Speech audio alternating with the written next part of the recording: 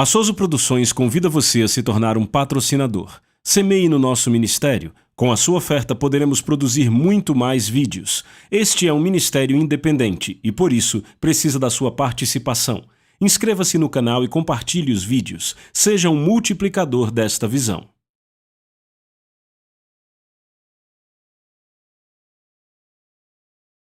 Os versículos usados nos vídeos que traduzimos nem sempre correspondem a versões em português. Muitas vezes precisamos traduzir do original em inglês para fazerem sentido no contexto do vídeo.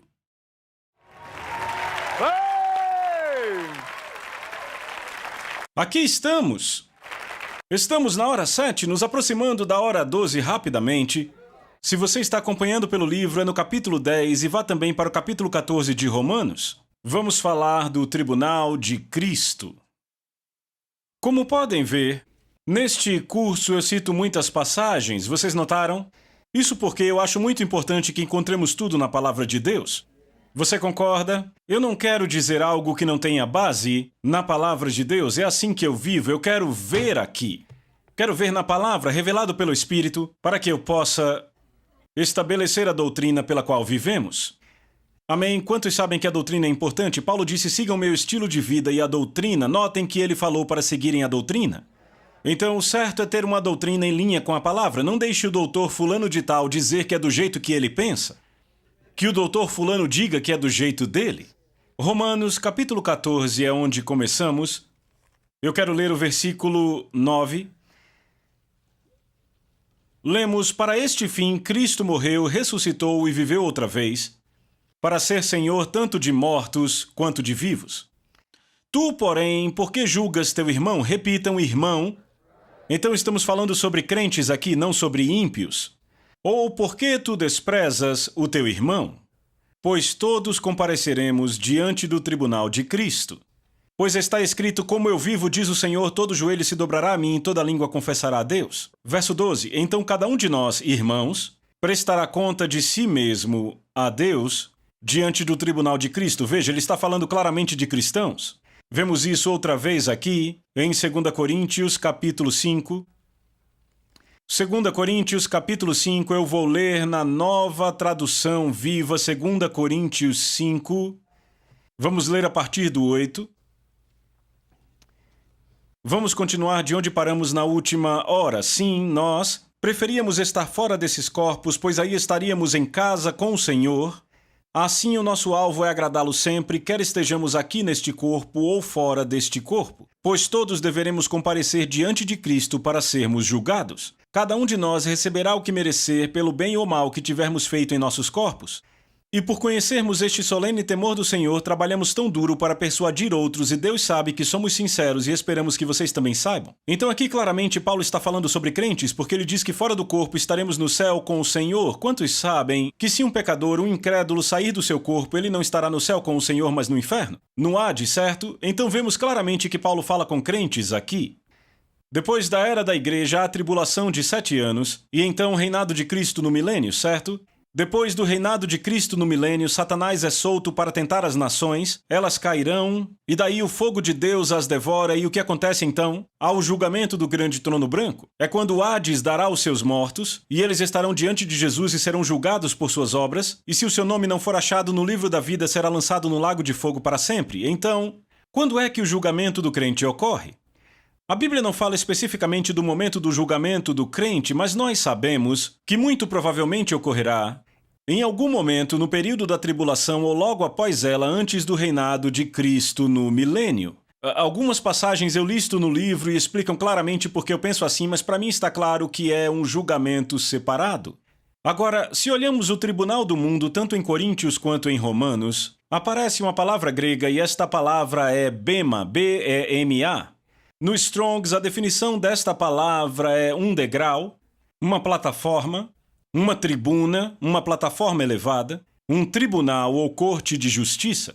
Um conhecido comentário bíblico diz que o tribunal é o banco judicial do foro de uma cidade no Império Romano. Paulo usa este simbolismo para referir-se à atividade de Cristo como juiz. Então, baseados nisso, nos referiremos a esse assento, esse bema, como o tribunal de Cristo. é literalmente o tribunal divino de Deus. João 5:22 declara: o Pai confiou todo o julgamento ao Filho. Ok, ele não só é nosso Salvador, mas também é nosso juiz. Certo? Em breve ele julgará a todos. Agora, a palavra mais simples para descrever julgamento é a palavra grega krima, que significa uma decisão resultante de uma investigação, a favor ou contra. Então, é uma decisão a favor ou contra que resulta de uma investigação. Há muitos na igreja que não estão cientes de que terão de prestar conta do que fizeram durante sua curta permanência na Terra. Muitos têm a ideia errada de que todo julgamento futuro foi erradicado com a salvação. Na verdade, o sangue de Jesus nos limpa dos pecados que nos impediriam de entrar no reino, entretanto, ele não nos exime do julgamento de como nos conduzimos como crentes, seja bem ou mal. Você pode dizer amém? Então, ouçam com atenção. As decisões tomadas nesse tribunal serão eternas. Repitam, eternas. Ou seja, durarão para sempre e todo sempre. Vamos voltar para a hora 1. Vamos pensar sobre o eterno, que nunca acaba, certo? Decisões tomadas nunca serão revisadas, nunca serão corrigidas, nem serão desobedecidas. Durarão para todo sempre, sempre e sempre. Tiago faz uma declaração sobre nossa vida em Tiago 4,14 e diz: a vida é uma neblina. O que significa? Essa vida é um piscar comparada à eternidade. Esta vida na Terra é uma neblina? Bem, eu pessoalmente acredito que Tiago, por não ter o entendimento matemático que temos hoje, não conseguiu descrever como conseguimos hoje. Podemos melhorar isso? Como estudante de matemática, eu sou formado em ciências, sou engenheiro mecânico formado, conheço bem de matemática avançada, sei, na verdade, qualquer estudante do ensino médio sabe muito bem disso, que qualquer coisa dividida pelo infinito é zero. Se você pega 80 e divide pelo infinito, é zero. Se pega 1 milhão e divide pelo infinito, é zero. Se pega 80 anos, digamos que você tem 80 anos, se divide pelo infinito, dá zero. Digamos que você é um dos poucos que viveu muito, muito na Terra, digamos 120 anos. 120 dividido pelo infinito dá zero. O que Tiago queria dizer, na verdade, é que essa vida é zero. Não é sério isso? Não é sério, é zero. Isso quer dizer que o que quer que façamos neste momento zero determina como vamos passar a eternidade. Não é o onde como crente, o onde já está certo. Por termos recebido Jesus Cristo como nosso Senhor, Mestre e Salvador, já está certo onde passamos a eternidade. Na cidade de Deus está determinado pela cruz, mas como passamos? Isso é determinado por esse momento zero. Então eu pensei, quando escrevi a alegoria sobre Jalen, eu lembro como o egoísta, o prefeito de Endel, acabou ficando lá atrás no julgamento e foi viver naquele subúrbio, morando ali pelo resto dos seus anos. E aí temos Caridade, que tinha seu restaurante e vivia de todo o seu coração por Jalen. Acabou como uma das governadoras de Jalen. Tinha autoridade sobre um continente. E eu pensei, uau, pelos próximos 120 anos, egoísta, que era prefeito, poderia ter uma grande posição de liderança na cidade de Afabel, por viver egoisticamente como crente. Em Endel, perdeu a oportunidade de reinar pelos próximos 120 anos. Naqueles 5 anos ele estragou tudo. E como ele lamentou. Ele poderia ter se tornado governador ao lado de Jalen, vivendo em sua vizinhança, mas agora vivia nos subúrbios da cidade, longe de tudo. E eu comecei a pensar, 120 anos é muito tempo? Veja, se voltamos um século. Imagine isso. Tudo porque em 5 anos você viveu com egoísmo. E eu pensei, isso não é nada comparado ao que estamos falando? Nada. Imagine se eu te disser agora, bem, a forma como você viver nas próximas 24 horas, por um dia, 24 horas, determinará como você vai viver pelos próximos 1000 anos. Ok? As pessoas com quem você convive, o trabalho que você faz, as tarefas que tem, a casa que você tem, como vive na comunidade, tudo isso determinará os próximos 1000 anos. Ainda assim, isso não é nada comparado ao que falamos, porque um dia, dividido por 365 mil dias, que são 1000 anos, é um número finito. É um número finito. Veja, pense nisso. Estamos falando aqui de voltar antes dos Estados Unidos serem um país, antes do descobrimento da América, antes das cruzadas. Tudo isso, sua vida em 24 horas determinaria como você viveria pelos próximos 1000 anos. E ainda assim isso não é nada. Suponha que eu te diga, a forma como você viver nas próximas 24 horas determinará como você viverá em 1 milhão de anos. Nem dá para falar de 1 milhão de anos, porque a raça humana só tem 6.000 anos. Nem dá para falar disso, mas ainda assim não se compara com o que estamos falando, pois um dia dividido por 365 milhões ainda é um número finito. Eu estou falando do infinito. A forma como você passará o infinito é determinada por como você vive. Agora, a Bíblia é muito clara. As recompensas que serão dadas no trono do julgamento, todas se relacionam com o céu. Tudo o que você fez é separado e guardado para esse dia. Tudo estará ligado a reinar com Cristo para sempre. Isso é muito grande. E tudo isso determinado pelo que você faz nessa vida zero.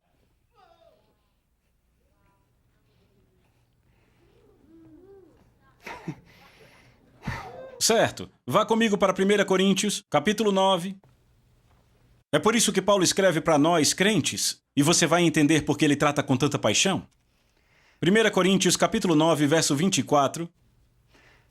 Paulo diz, lembrem-se, que numa corrida todos correm, mas apenas uma pessoa recebe o prêmio. Vocês também devem correr de tal forma que vençam. Todos os atletas praticam estrito autocontrole. Eles fazem isso para ganhar um prêmio que se esvai, mas fazemos isso por um prêmio eterno. Então eu corro direto para o alvo com um propósito a cada passo. Eu não sou como um boxeador que erra os socos, disciplino meu corpo como um atleta, treinando-o para fazer o que deve. De outra forma, eu temo que depois de pregar para os outros, eu mesmo seja desqualificado. Paulo disse, eu corro com propósito a cada passo. Para quê? Para ganhar o prêmio. Deus quer que você viva para vencer. Deus quer que você viva para receber recompensas eternas. Isso é algo que Ele deseja de você. E Ele quer te recompensar com isto. Ele deseja te recompensar com isto. Se formos para 1 Coríntios capítulo 3, eu quero que você vá para lá, porque a gente já falou sobre isso antes. Sobre recompensas, eu quero só que você tenha um vislumbre aqui. 1 Coríntios 3, verso 9 é onde vamos ler. Se você achou, diga amém. 1 Coríntios capítulo 3, verso 9. Diz, pois somos trabalhadores de Deus. Vocês são campo de Deus, são edifício de Deus. Lembra que eu falei que nossas vidas, na Bíblia, sempre são comparadas com construções? Pela sabedoria, uma casa é construída, falando não sobre casas literais, mas sobre vidas. Versículo 10. De acordo com a graça de Deus que me foi dada, como sábio construtor. Ou seja, ele está dizendo, ei, eu sou um apóstolo, um construtor. Mas entendam, todos somos construtores. Porque fomos todos chamados a influenciar vidas de pessoas.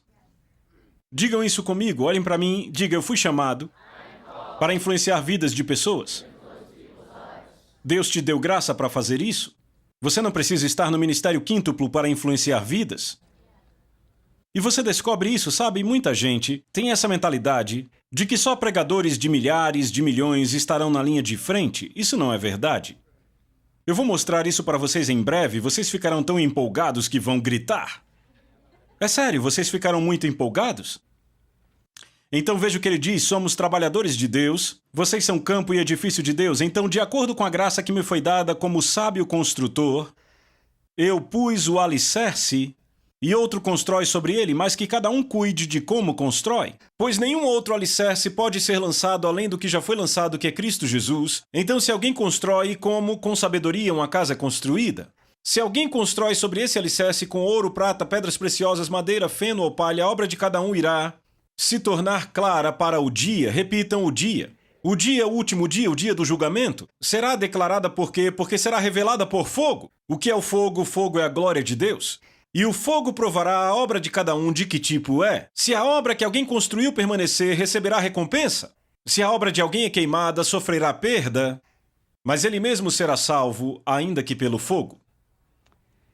Então isso nos diz que nós determinamos como isso age em nossa vida, certo? Cada momento, a cada dia, temos que escolher entre duas escolhas principais. Ou vamos gravitar para a carne, madeira, feno e palha, ou vamos gravitar para o espírito, o eterno. que é ouro, prata, pedras preciosas, entendem? Então, a forma como construímos determina o que acontecerá no fogo da sua presença quando a prova vier. Não só nossas obras serão examinadas, mas... Diga, nossas obras serão examinadas. Certo, e eu quero mostrar algo a vocês para terem certeza que as obras serão examinadas. Apocalipse capítulo 22, verso 12. Jesus diz assim: Eis que estou vindo rapidamente, e minha recompensa está comigo, para dar a cada um segundo a sua obra. Repitam, sua obra. Também nossas palavras, cada palavra será julgada. Vá para Mateus capítulo 12. Mateus capítulo 12.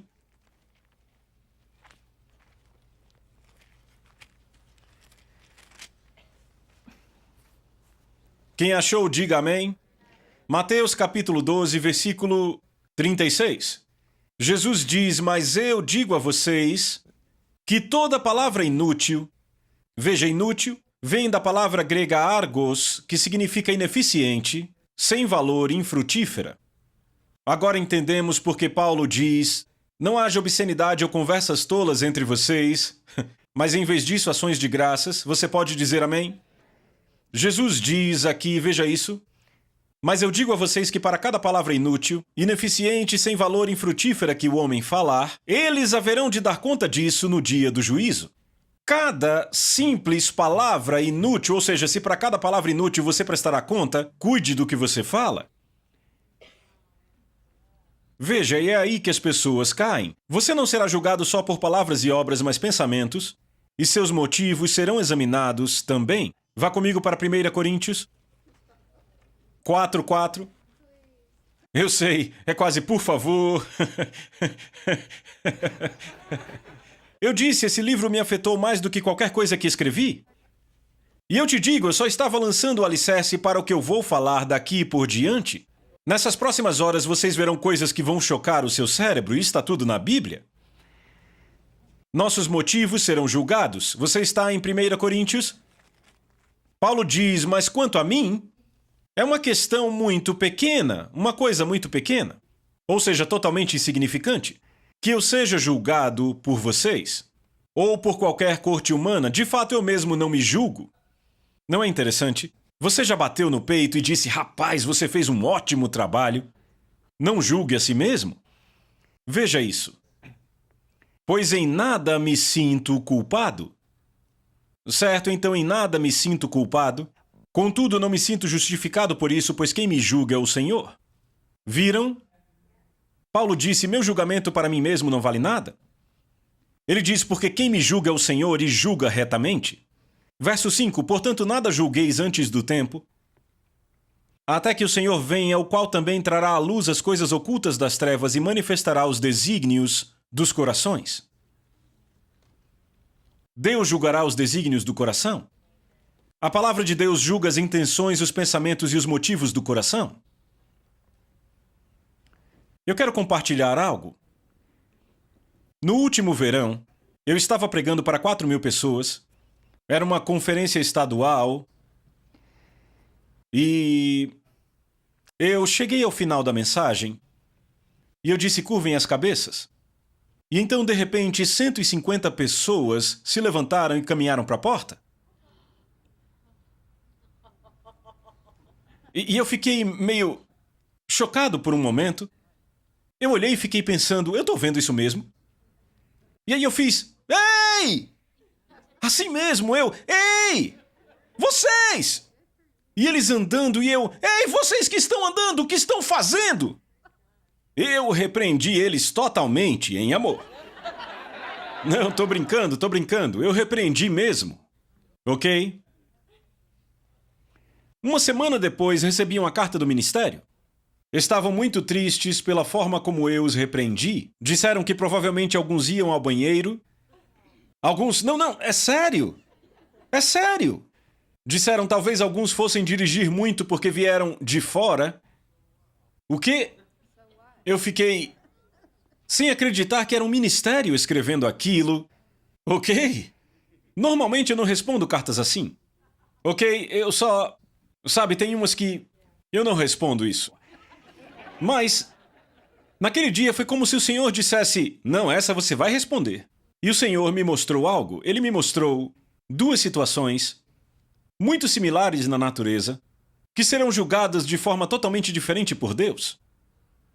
A primeira foi Jacó e os seus filhos. Eles vieram e acamparam perto de um lugar chamado Siquém.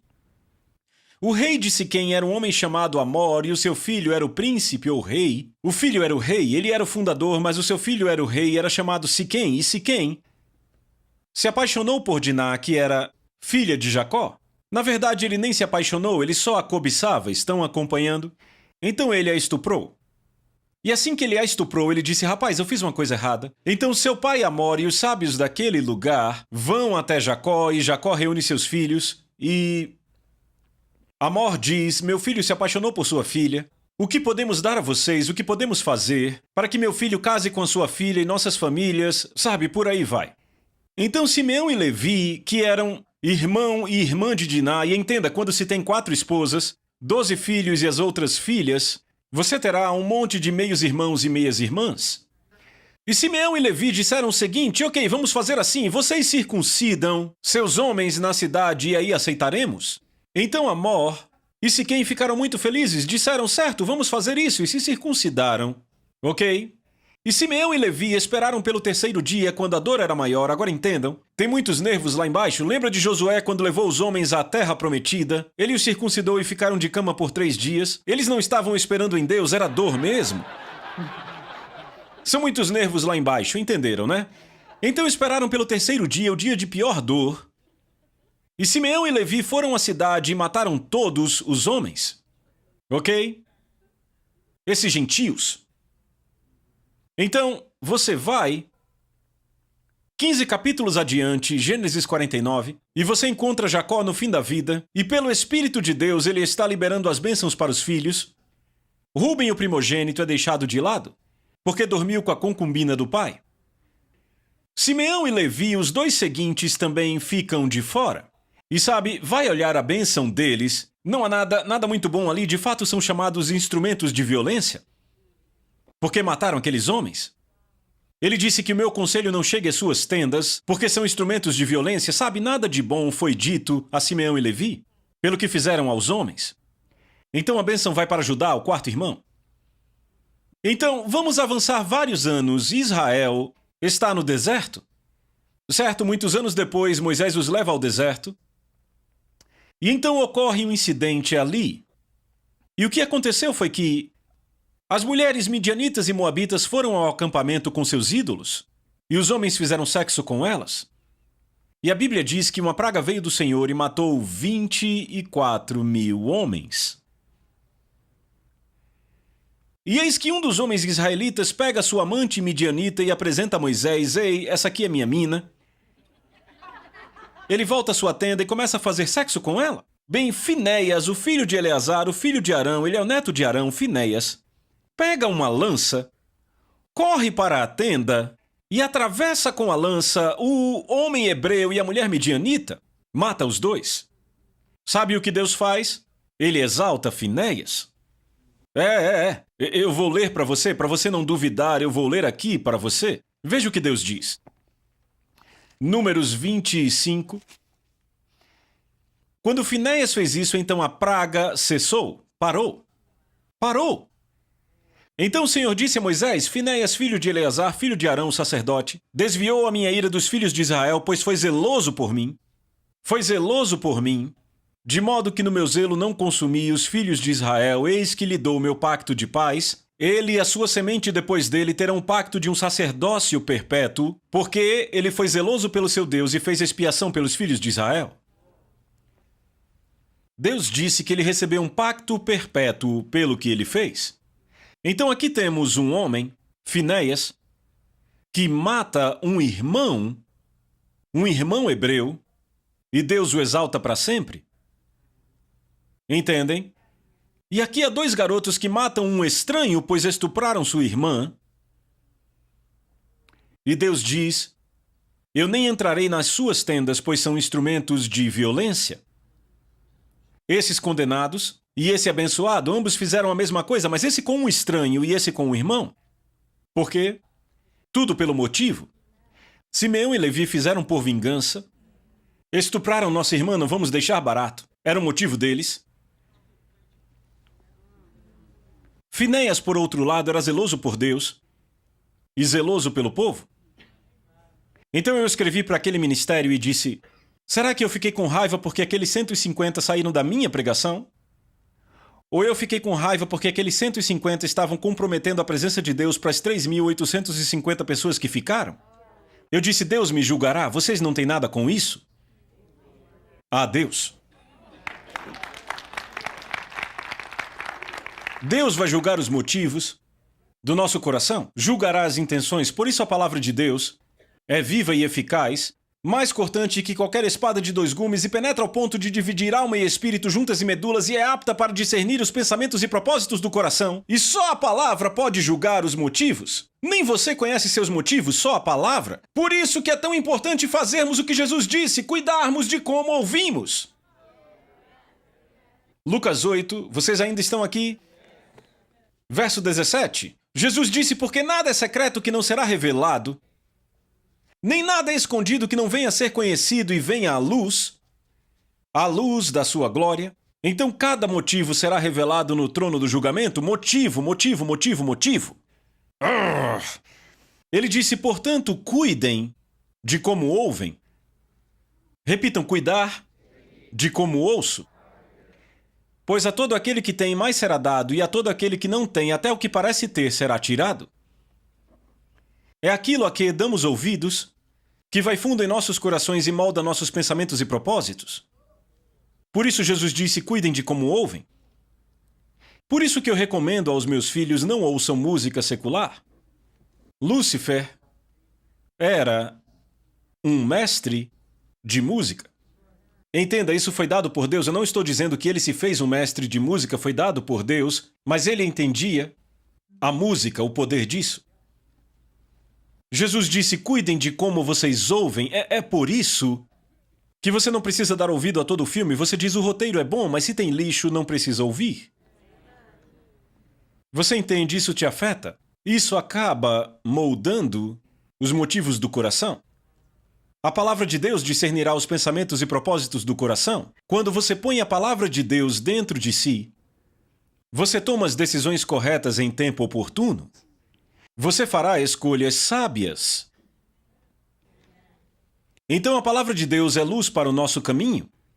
Se não estamos pondo, sabe, eu amo vocês. Vocês vêm para cá num sábado. Vêm no sábado de manhã e dizem: vou passar o dia inteiro lá, pois quero a palavra. Sabe, e por quê? Porque você quer a palavra por dentro? Porque é lâmpada para os seus pés e luz para o seu caminho? Uma pessoa que não dá a atenção devida à palavra de Deus é uma pessoa que tenta andar pela estrada à noite sem luz. Você pode até ficar na estrada por um tempo, mas no fim se desvia. É por isso que a Bíblia diz que devemos nos apegar com mais firmeza às verdades ouvidas para que delas jamais nos desviemos. Eu não sei vocês, mas quando eu era garoto costumava pescar num barquinho, eu ficava esperando o peixe. 30 minutos depois eu olhava, nem reconhecia o lugar. Sério, acontece. E eu... O quê? Por que você desliza sem perceber? Sabe quantas pessoas morreram? Depois fizeram as cataratas do Niágara, ficou famoso, mas sabe quantos morreram naquele rio? Há livros contando isso, pessoas saíam para pescar, não prestavam atenção, iam para a cachoeira e sumiam. Se desviavam. Não se desvie sem perceber, ou seja, se apegue com mais firmeza às verdades ouvidas para que delas jamais se desvie. Por isso Jesus disse: cuidem de como ouvem. Porque há mensagens sendo adicionadas ao que você ouve e elas descem ao coração e no coração podem afetar seus motivos. Os motivos do mundo são quais? Querer ser importante, egoístas, mas o motivo de Jesus é se doar. Então a palavra de Deus guia seus motivos e pensamentos para que você seja uma pessoa que pensa no reino, uma pessoa que se doa, uma pessoa que pensa: eu quero a glória de Deus na minha vida. Muito importante. Agora, uma vez que seguimos em nossa construção, sabe como construímos a vida? Porque sempre temos a escolha se vamos construir no que é temporário ou no que é eterno. Se usaremos madeira, feno ou palha, ou ouro, prata, pedras preciosas que sobreviverão ao fogo. Sabe o que o fogo faz com o ouro? Ele o depura, o torna melhor. E o que ele faz com a madeira? A consome. O tempo todo, ou você constrói sua vida com madeira, feno ou palha, ou com ouro, prata e pedras preciosas. Vocês estão entendendo? Ao nos perdermos quando construímos no temporário, há duas opções. A primeira, que é a melhor, é ouvirmos a palavra de Deus, pois ela discerne os pensamentos e propósitos do coração, certo? Convence nossa consciência, certo? E aí mantemos a consciência limpa para podermos ouvir. Mas a segunda opção que pode acontecer, que não é a mais desejável, é termos nossos motivos expostos no tribunal de Cristo. Isso não é bom. Ou damos ouvido à palavra de Deus e temos as atitudes e motivos ajustados aqui para continuarmos construindo certo, ou seremos expostos no tribunal. Há muita gente carregando bagagem. E quando você carrega uma bagagem do seu passado, suas decepções, tudo isso te faz construir errado, porque o motivo fica errado. E você começa a construir coisas. Isso pode ter aparência de evangelho, de ministério, de coisa boa. E de repente, você não percebe que o motivo da sua construção está errado e será exposto no dia do julgamento. Por isso você tem que ter a palavra em você, para guardar a sua consciência. Foi isso que Paulo disse a Timóteo em 2 Timóteo. Ele disse: eu agradeço ao Deus a quem sirvo com a consciência pura. Eu nunca vou esquecer de estar sentado a uma mesa de jantar com aquele homem. Eu era jovem no ministério, tinha acabado de escrever a isca de Satanás, ok? E eu estava sentado à mesa com aquele homem que tinha mais tempo de ministério do que o meu tempo de salvo. Ministro internacional, ele olhou para mim e disse: John, o que eu faço para evitar cair como outros estão caindo? Eu quase engasguei com um frango. Eu disse: por que está me perguntando isso? Quando você começou seu ministério, eu nem era salvo. Ele ficou me olhando, eu pensei: eu tenho que deixar de ser estúpido, o homem me fez uma pergunta, eu tenho que responder, mas meu Deus, o que é que eu vou dizer a ele?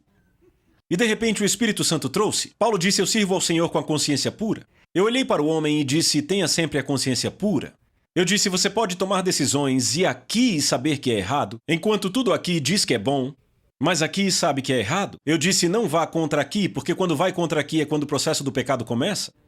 E de repente você está fazendo coisas porque sua consciência está cauterizada, você não ouve mais e será exposto no tribunal de Cristo.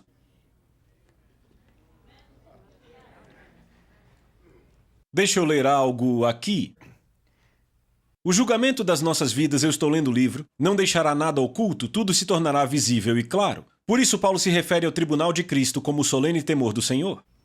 Será uma investigação profunda dos nossos motivos, intenções, pensamentos, palavras. Na verdade, no apêndice do livro eu deixei várias passagens sobre as áreas que seremos julgados, 16 ou 24, eu não lembro muito bem, no tribunal de Cristo. Sabe, sobre oferta, sobre abençoar aqueles que nos maltratam, está tudo lá. Ou seja, vocês são a casa de Deus, tomem cuidado especial ao escolherem o material, pois no final haverá uma inspeção.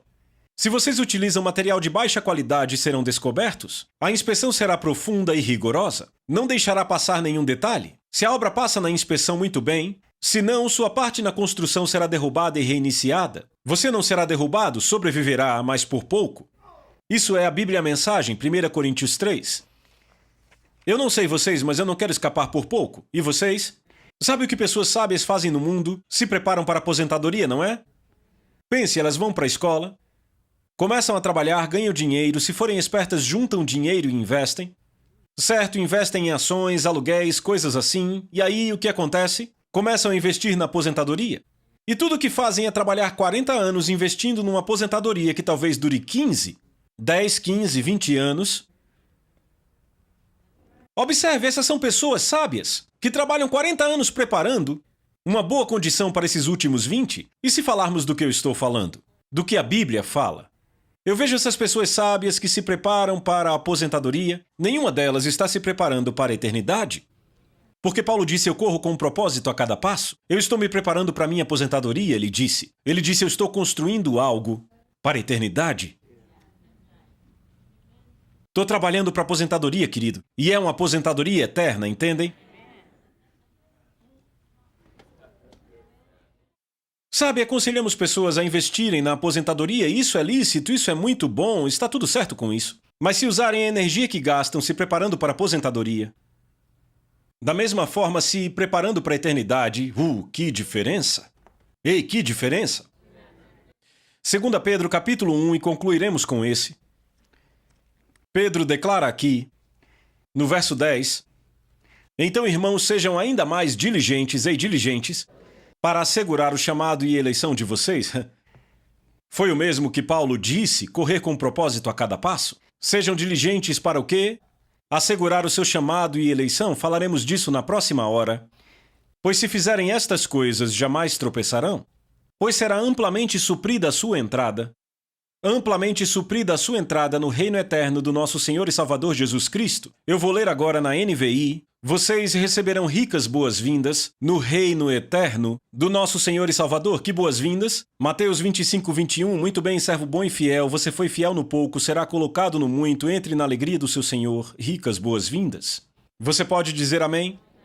Ano passado tive uma visão, vou encerrar com isso. Tive uma visão e eu vi os exércitos do céu marchando e lá estava Jesus no alto exaltado e aquilo me lembrou os soldados romanos voltando de nações, César numa plataforma elevada, e os soldados marchavam pelas ruas de Roma, e todos os cidadãos ao lado festejavam e celebravam, e os soldados traziam os espólios das nações para César.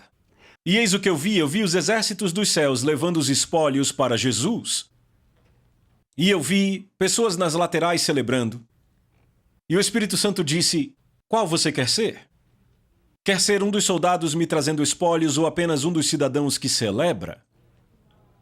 Eu disse, eu quero ser um dos soldados, te levando seus espólios de suas vitórias. Peraí, só mais um. 2 Pedro, na Bíblia, a mensagem, eu amo essa Bíblia, ela diz, todas as coisas que conduzem a uma vida que agrada a Deus nos foram miraculosamente dadas pelo conhecimento pessoal e íntimo daquele que nos convidou para Deus. Então não percam nem um minuto em construir sobre aquilo que lhes foi dado, complementando a base da sua fé com bom caráter, entendimento espiritual, disciplina alerta, paciência, reverência, amizade calorosa, amor generoso, cada dimensão se encaixando e se desenvolvendo umas às outras. Tendo essas qualidades ativas e crescendo em suas vidas, nenhuma grama crescerá sob seus pés, nenhum dia se passará sem recompensa.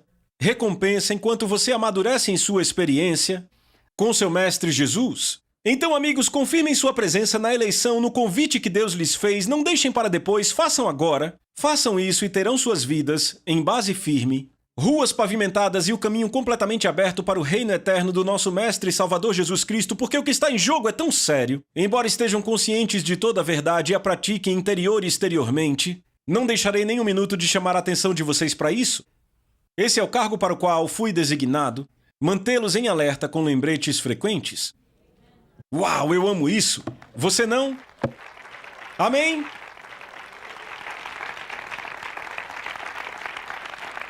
Vocês estão prontos para passar para a próxima hora? Vejo vocês na próxima. Deus abençoe. Amém. A Soso Produções convida você a se tornar um patrocinador. Semeie no nosso ministério. Com a sua oferta poderemos produzir muito mais vídeos.